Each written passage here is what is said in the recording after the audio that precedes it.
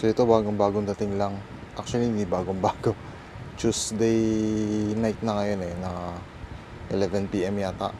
Sunday pa to dumating, pero ngayon ko lang sila magpipicturean and ma-upload kasi ngayon lang medyo nakaluwag. So yan, Kit Marvel, Capcom na collab. Tatlong sunod-sunod na taon na may collab ang Kit at Marvel. As usual, maganda yung packaging yan.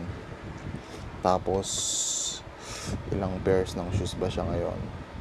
Bali lahat yata 6. Kasi yung dalawa double pack. Dalawang pares, isang kahon. So ito yung Wolverine.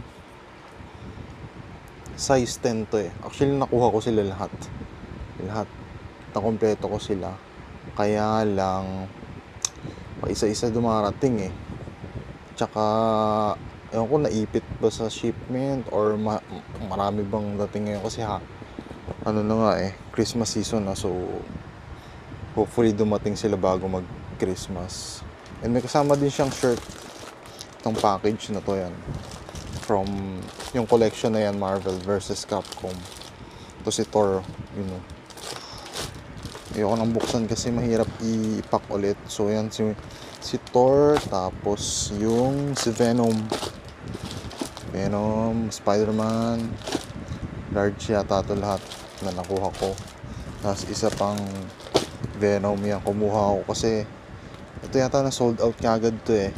Pero nakakuha ako ng dalawa kasi meron akong shoes na yung last year nilang collab, yung Spectra pack na Villains yun eh. Meron akong Venom na sa Kit Marvel na collab eh. Bagay ito dun. Tapos yan, yung Street Fighter yan eh. Ganda.